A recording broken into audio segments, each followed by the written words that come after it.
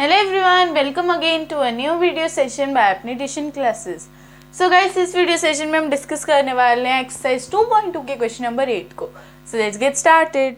So guys, question number 8 है, 3 consecutive integers are such that when they are taken in increasing order and gets multiplied by 2, 3 and 4 respectively, they add up to 74. Find these numbers. So guys, यहाँ पे 3 consecutive integers है। अब consecutive integers कौन से होते हैं? जो कि साथ साथ में होते हैं, जैसे 7, 8, 9, 10, 11, 12, 5, 6, 7, 16, 17, 18, 17, 18, 19। सो ये जो साथ साथ में होते हैं नंबर्स, ये होते हैं कॉन्जिक्यूटिव इंटीजर्स। ठीक है। सो अब इधर बोला कि ये 3 कॉन्जिक्यूटिव इंटीजर्स हैं जो कि जब आप इन 3 कॉन्जिक्यूटिव इंटीजर्स को इंक्रीजिंग ऑर्डर में लोगे एंड देन उनको 2, 3 एंड 4 से मल्टीप्लाई कर दोगे रिस्पेक्टिवली। मतलब देखो, अब हमें 3 कॉन्जिक्यूटिव इंटीजर्स पता तो है नहीं कि वो कौन से हैं। हमें क्या बोला है कि जब आप उनको इंक्रीजिंग ऑर्डर में लोगे एंड 2, 3, 4 से मल्टीप्लाई करोगे तो उनका सम क्या होगा? 74। सो अब आपको वो नंबर्स फाइंड करने हैं। मतलब वो नंबर्स आपको नहीं गिवन है, अब आपको उनको सपोज करना पड़ेगा। सो कैसे सपोज करोगे? किसी वेरिएबल से। अब हम यहाँ पे एक्स से सपोज कर रहे हैं उनको, ठीक है, एक्स वेरिएबल से। सो कॉन्जिक्यूटिव इंटीजर्स कौन से लेंगे हम? एक्स। अब देखो, अगर हम तीनों को एक्स लेंगे तो मतलब तीनों का सेम आंसर आएगा और हमें को चाहिए साथ साथ वाले। अब जैसे अगर हमारा एक्स का आंसर है 16, सो पहले एक्स का भी 16 आएगा, दूसरे का भी 16 आएगा, तीसरे का भी 16 आएगा। हमें ऐसा नहीं चाहिए, अगर 16 आया तो दूसरा 17 आना चाहिए, थर्ड 18 आना चाहिए, है ना। सो मतलब अब हमें क्या करना पड़ेगा? मतलब हम 16 में, अगर हमें 17 चाहिए तो हम 16 में क्या प्लस करेंगे? 1 प्लस करेंगे, आएगा 17। अब 18 चाहिए तो 16 में क्या प्लस करेंगे? 2, आ जाएगा हमारा 18। ठीक है। सो वैसे ही अब हम x लेंगे, x में 1 प्लस करेंगे एंड x में 2 प्लस करेंगे। सो हमने वही लिखा, x plus 1 and x plus 2। सो बस वही चीज़ हमने लिख दी। एंड देन हमारा दूसरा स्टेप क्या आया? सबसे पहले तो हमने सपोज करना था एंड देन फिर हमारा दूसरा स्टेप है, जब आप उनको इंक्रीजिंग ऑर्डर में लोगे सो जो उनका सम होगा वो किसके वो पहले आप उनको 2, 3, 4 से मल्टीप्लाई करोगे एंड देन उनका सम 74 के इक्वल होगा। एंड अब इन्होंने एक वर्ड लिखा है 2, 3 मल्टीप्लाइड बाई 2, 3 एंड 4 रिस्पेक्टिवली, कि मतलब जो x है वो 2 से मल्टीप्लाई होगा, x प्लस 1 3 से मल्टीप्लाई होगा एंड x प्लस 2 4 से मल्टीप्लाई होगा। ठीक है, गॉट इट? कि मतलब अगर आपका x, मतलब ये नहीं हो सकता कि x 3 से मल्टीप्लाई हो जाए या फिर x 4 से मल्टीप्लाई हो जाए। x 2 से ही मल्टीप्लाई होना चाहिए, 3x प्लस 1 से ही मल्टीप्लाई होना चाहिए एंड 4x प्लस 2 से ही मल्टीप्लाई होना चाहिए, और किसी नंबर से वो मल्टीप्लाई नहीं हो सकता। ठीक है। सो बस वही चीज़ हमने की, हमने x को 2 से मल्टीप्लाई कर दिया, आ गया 2x। x प्लस 1 को 3 से मल्टीप्लाई कर दिया, क्या आएगा? देखो, जो 3 है वो x से भी मल्टीप्लाई हो रहा है एंड 1 से भी मल्टीप्लाई हो रहा है, इसलिए 3 बाहर एंड x प्लस 1 ब्रैकेट में। फिर वैसे ही 4x प्लस 2 से मल्टीप्लाई हो रहा था, 4 बाहर x प्लस 2 ब्रैकेट में एंड इक्वल टू 74 के। मतलब जो भी आप एक्सप्रेशन बना रहे हो उसका सम किसके इक्वल होगा? 74 के। सो बस अब हमें क्या करना है? मल्टीप्लाई करना है। 2x तो 2x ही रहेगा, 3 इंटू एक्स 3x, 3 इंटू 1 3 और प्लस का साइन। ठीक है। देन फिर 4 इंटू एक्स 4x, 4 इंटू 2 8। ठीक है। एंड देन बीच में प्लस का साइन, और फिर आ जाएगा किसके इक्वल है ये? 74 के। तो बस हमने वही चीज़ की। एंड देन अब आपको क्या करना है? कांस्टेंट को कांस्टेंट के साथ प्लस करना है एंड वेरिएबल को वेरिएबल के साथ। मतलब देखो, वेरिएबल वाली टर्म के साथ एंड कांस्टेंट वाली टर्म के साथ। देखो, जैसे वेरिएबल वाली टर्म कौन सी है? 2x 3x 4x, constant 3 8। ठीक है।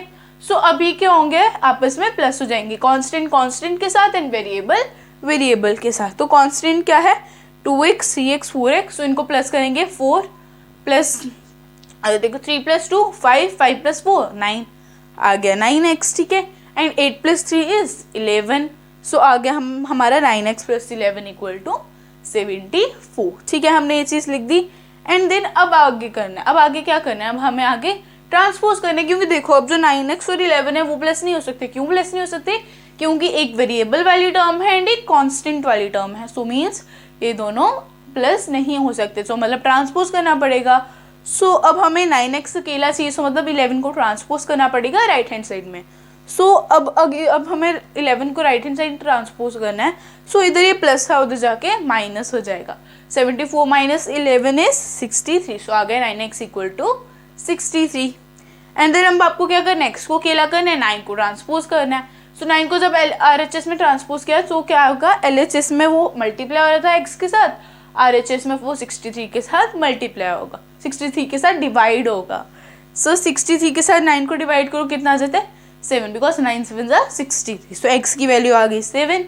सो अब देखो, अब हमारी जो x की वैल्यू थी, अब हमने जो नंबर सपोज किए थे उन पे आ जाते हैं। x की वैल्यू क्या थी, सबसे फर्स्ट हमने क्या सपोज किया था, नंबर x। सो x की वैल्यू थी 7 आ गया। सेकेंड क्या सपोज किया था, x + 1, मतलब जो भी x की वैल्यू आई है उसमें 1 प्लस कर दो, 7 + 1 8। देन हमारा थर्ड नंबर x + 2, मतलब जो भी x की वैल्यू आई है उसमें 2 प्लस कर दो। सो 7 + 2 इज 9। हमारे कॉन्जुगेटिव इंटीजर्स कौन से आ गए, 7 8 8 9। समझ आया? एंड गाइस अगर नहीं समझ आया तो मैं आपको एक बार फिर से समझा देती हूँ। एंड गाइस अगर फिर भी आपको कोई डाउट रह जाता है तो जल्दी से आप कमेंट सेक्शन में कमेंट कर देना। सबसे पहले हमें क्या बोला था कि 3 कॉन्जुगेटिव इंटीजर्स हैं। जब आप उनको इंक्रीजिंग ऑर्डर में लेते हो, तो जब आप इंक्रीजिंग ऑर्डर में लोगे एंड देन फिर जब आप उनको मल्टीप्लाई करोगे 2 3 और 4 से, तो देन उनका सम होगा 74। अब उन नंबर्स को फाइंड करो, मतलब उन नंबर से क्या मतलब है, उन 3 कॉन्जुगेटिव इंटीजर्स को फाइंड करो। सो हमने क्या करना, सबसे पहले हमें सपोज करने पड़ेंगे। सो हमने फर्स्ट क्या सपोज किया, number x, second x + 1 and third x + 2। क्यों, अगर हम तीनों x सपोज कर लेंगे तो क्या होगा, अगर हम तीनों x सपोज कर लेंगे तो आंसर सेम आएगा। अगर आंसर 16 आता है सो x का 16, पहले दूसरे वाले x का भी 16, थर्ड वाले x का भी 16, तीनों x का 16 आएगा। सो मतलब वो कॉन्जिक्यूटिव इंटीजर है, वो तो सेम ही नंबर आ गया ना। सो अब हमें क्या चाहिए, कॉन्जिक्यूटिव, मतलब जो एक के बाद दूसरा है। अब अगर हम पहले x सपोज करें तो x 16 है, सो दूसरा क्या होगा 17, तीसरा क्या होगा 18। सो अब हम 16 में क्या प्लस कर रहे हैं, 17 लाने के लिए 16 में क्या प्लस कर रहे हैं 1। अब 18 लाने के लिए हम 16 में क्या प्लस कर रहे हैं 2। सो बस वैसे ही हमने ले लिया। अगर फर्स्ट हम क्या सपोज करेंगे x, सेकेंड सपोज करेंगे x + 1 एंड थर्ड सपोज करेंगे x + 2। देन इन्होंने क्या बोला था कि जब आप उनको 2 3 और 4 से मल्टीप्लाई करोगे रिस्पेक्टिवली।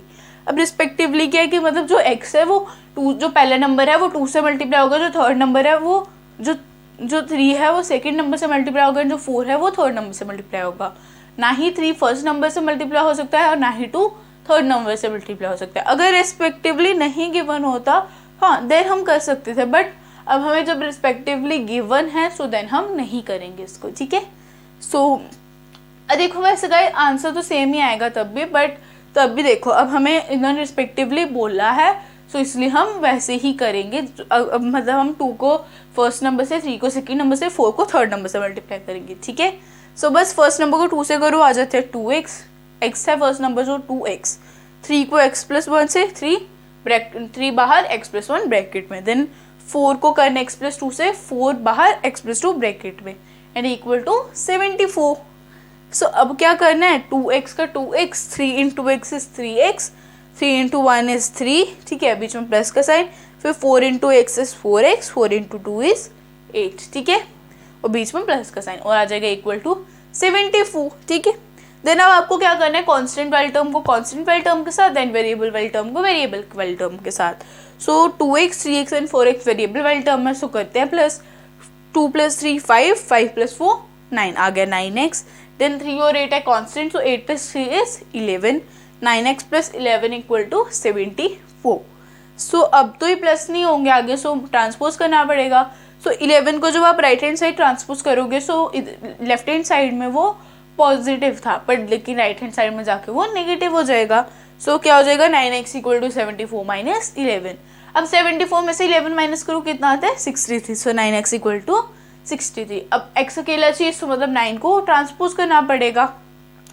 सो बस हमने वही किया 60। अब लेफ्ट हैंड साइड में क्या था, जो हमारा 9 है वो x के साथ मल्टीप्लाई था, लेकिन राइट हैंड साइड में जाके वो 63 के साथ डिवाइड होगा। सो 63 divided by 9 is 7, 9 1 9, 9 7 63। So x की वैल्यू आ गई 7। सो अब पहला नंबर हमने सपोज किया था x, सो उसकी वैल्यू आ गई 7। सेकेंड सपोज किया था x + 1, सो बस जो हमारा सेकेंड नंबर था वो था x + 1। सो मतलब जो भी x की वैल्यू आई है उसमें 1 प्लस कर दो। अब x की वैल्यू थी 7, 7 + 1 इज 8। सो देन हमारा क्या था थर्ड नंबर x + 2। सो x की वैल्यू है 7, 7 में 2 प्लस करो, आ गया 9। सो नंबर्स कौन से आगे, जो 3 नंबर्स हमें फाइंड करने थे वो कौन से आए, 7 8 और 9। और ये कॉन्जिक्यूटिव है ना, 7 के बाद 8 ही आता है, 8 के बाद 9 ही आता है। सो मतलब हमने कॉन्जिक्यूटिव नंबर्स फाइंड कर लिए। सो गाइस अगर कोई भी डाउट है तो जल्दी से कमेंट सेक्शन में कमेंट करो एंड अभी आप ले लो इसका स्क्रीनशॉट।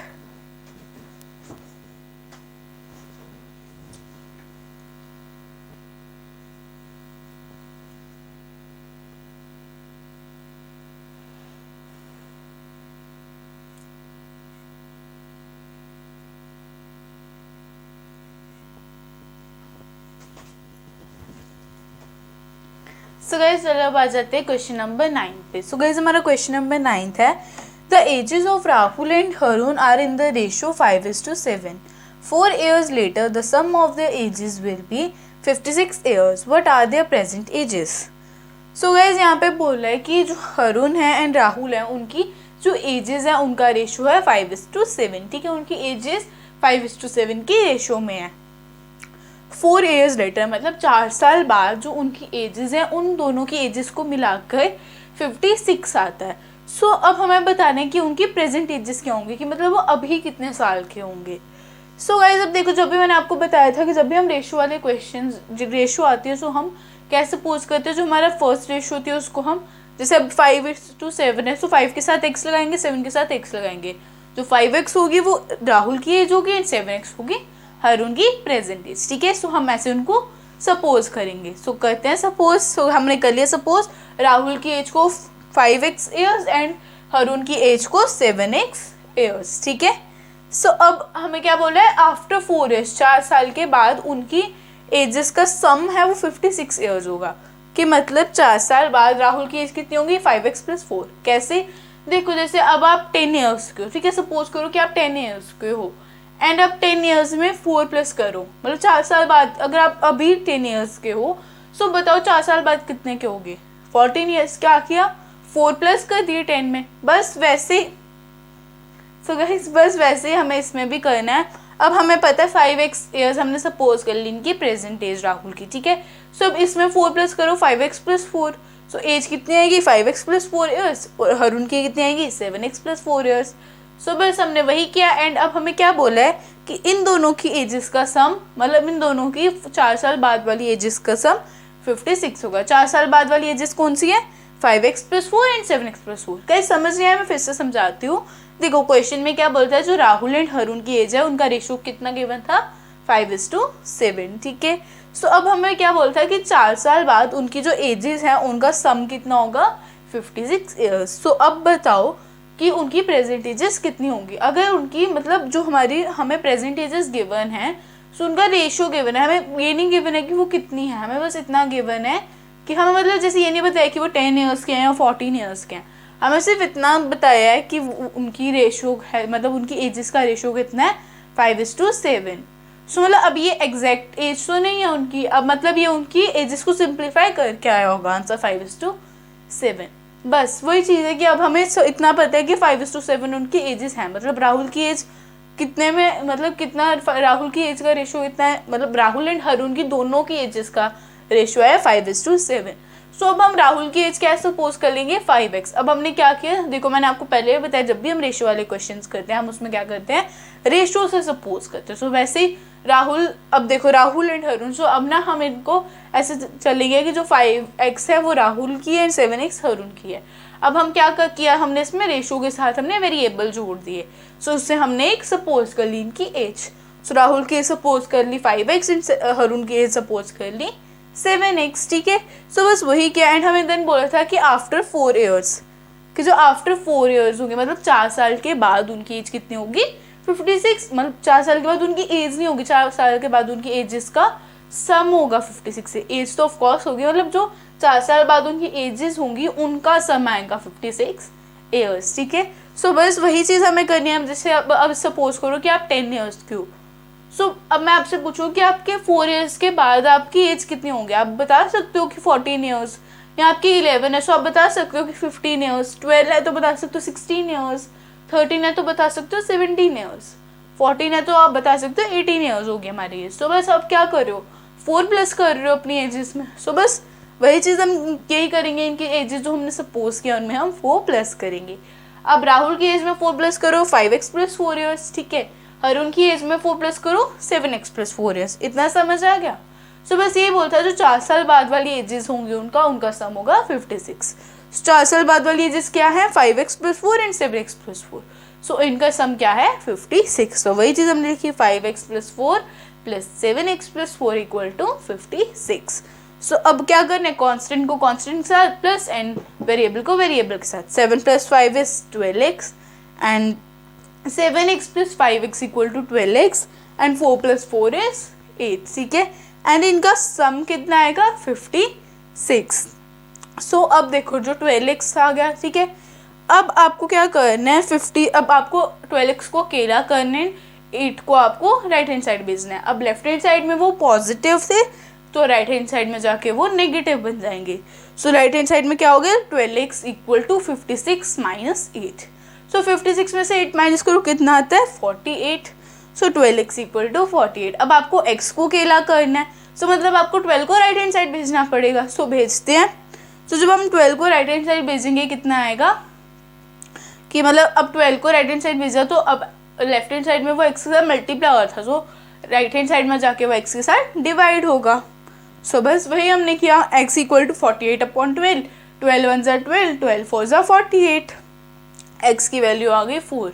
सो अब हम इनकी एजेस निकाल सकते हैं ना। देखो राहुल की हमने क्या सपोज की थी 5x, सो x की जगह वैल्यू डाल दो, x की क्या आ गया 4, 5 इंटू 4 इज 20 ईयर्स। सो हर उनके साथ भी सेम करना है, 7x है, सो x की जगह उसकी वैल्यू डाल दो, x की क्या थी। सो 7x मतलब 7 इंटू 4 इक्वल 28 ईयर्स। तो इनकी एजेस आ गई 20 years and 28 years. So guys जिनको अभी समझ नहीं आया मैं उनको एक बार फिर से समझा देती हूँ। सो गाइस हमें क्या बोला था कि जो राहुल एंड हरून की एजेस है उनका हमें रेशियो गिवन था, कितना गिवन था 5:7। एंड देन हमें बताया था कि 4 साल बाद मतलब 4 years later मीन्स 4 साल बाद जो उनकी एजेस हैं उनका सम मतलब उन दोनों की एजेस को मिलाकर कितना आएगा 56 ईयर्स की। मतलब जैसे देखो अब एक ही एज है 2, दो बच्चे हैं उनमें से एक की एज है 2 years एंड एक की एज है 3 years। सो अब आपको बताना है कि अगर हम इन दोनों की एज को प्लस कर देंगे तो कितना आएगा। सो आप इजीली बता सकते हो 5 years।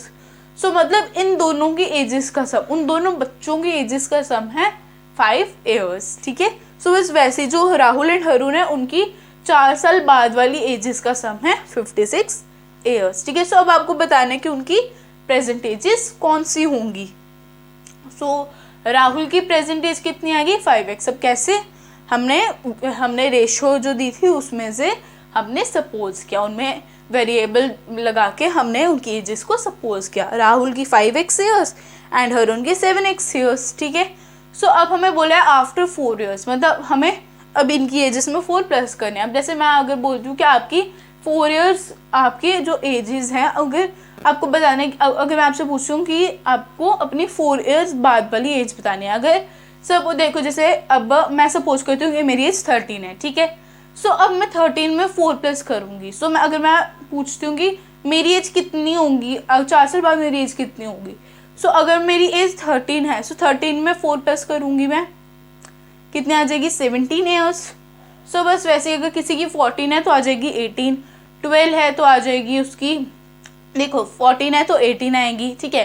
13 आएगी 13 होगी 17 आएगी, 12 होगी 16 आएगी, 11 होगी 15 आएगी, 10 होगी तो 14 आएगी। सो मतलब आप क्या कर रहे हो 4 प्लस करते जा रहे हो उसमें, तभी आप अपनी एजेस में 4 प्लस करते जा रहे हो, तभी आपको अपनी 4 years बाद वाली एज पता चल रही है। सो बस वैसे ही आप यहाँ पे भी किया, हमने इन दोनों की एजेस में 4 प्लस कर दिया। राहुल की एज में 4 प्लस किया कितना आया 5x + 4, हरून की एज में 4 प्लस किया कितना आया 7x + 4।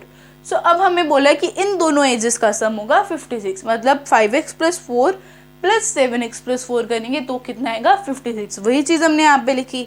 नेक्स्ट स्टेप में हमने क्या कर दिया, कांस्टेंट को कांस्टेंट के साथ एंड वेरिएबल को वेरिएबल के साथ प्लस कर दिया। 7x + 5x 12x, 4 + 4 8 and equal to 56। सो बस अब आगे प्लस नहीं होते, सो हमें क्या करना है ट्रांसपोज। सो 8 को जब हम राइट हैंड साइड ट्रांसपोज करेंगे, सो लेफ्ट हैंड साइड में वो प्लस का था एंड राइट हैंड साइड में जाके वो माइनस का बन जाएगा। सो मतलब लेफ्ट हैंड साइड में वो +8 था एंड राइट हैंड साइड में -8। सो 12x = 56 - 8 इज 48। सो 12x = 48 आ गया नेक्स्ट स्टेप में। देन हमने क्या किया 12 को अब हमें x को अकेला करना है। सो हम 12 को राइट हैंड साइड भेजेंगे। सो जब हम 12 को राइट हैंड साइड भेजेंगे तो क्या होगा, जो 12 लेफ्ट हैंड साइड में x का मल्टीप्लाई हो रहा था वही 12 राइट हैंड साइड में जाके 48 के साथ डिवाइड हो जाएगा। सो 12 वन ज़ा 12, 12 फोर ज़ा 48, x की वैल्यू आ गई आपकी 4, ठीक है। सो अब राहुल की एज हमने क्या सपोज की थी 5x। सो अब x की जगह हम उसकी वैल्यू डाल देंगे, किसकी वैल्यू x की वैल्यू। So 5 × 4 is 20 years. अब मल्टीप्लाई क्यों किया हमने, क्योंकि x 5 के साथ मल्टीप्लाई था, सो x की जो भी वैल्यू होगी वो भी 5 के साथ मल्टीप्लाई होगी, मीन्स 5 × 4 इज 20 ईयर्स। अब हरुण की एज कितनी आएगी 7x, सो 7 हमने सपोज की थी 7x, सो x की वैल्यू क्या है 4 एंड x मल्टीप्लाई हो रहा था 7 के साथ, सो बस x की जो भी वैल्यू होगी वो 7 के साथ मल्टीप्लाई होगी। सो x की वैल्यू क्या है 4, 7 × 4 इज 28 ईयर्स। सो राहुल की एज आई 20 ईयर्स एंड हरुण की एज आई 28 years. So guys I hope आपको ये क्वेश्चन समझ आया होगा। एंड गाइज अगर कोई भी डाउट है जल्दी से मेरे को कमेंट कर दो एंड अभी ले लो आप इसका स्क्रीनशॉट।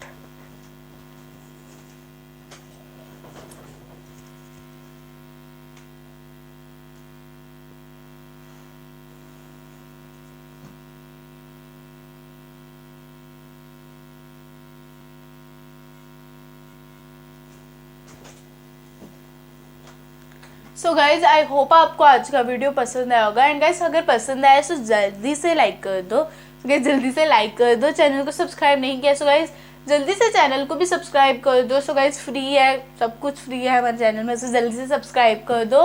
एंड बेल आइकन को दबाना बिल्कुल भी मत भूलना, बेल आइकन के थ्रू आपको सारी नोटिफिकेशन टाइम पे मिल जाएंगी। सो गाइज अगर कोई भी डाउट है कमेंट कर देना, चैनल को सब्सक्राइब करना मत भूलना, वीडियो को लाइक कर देना। एंड सो गाइज अब ना अगर आपको कोई भी डाउट है तो जल्दी से आप कमेंट कर दिया करो, मैं आपके सारे कमेंट्स पढ़ती हूँ। So do comment and bye guys.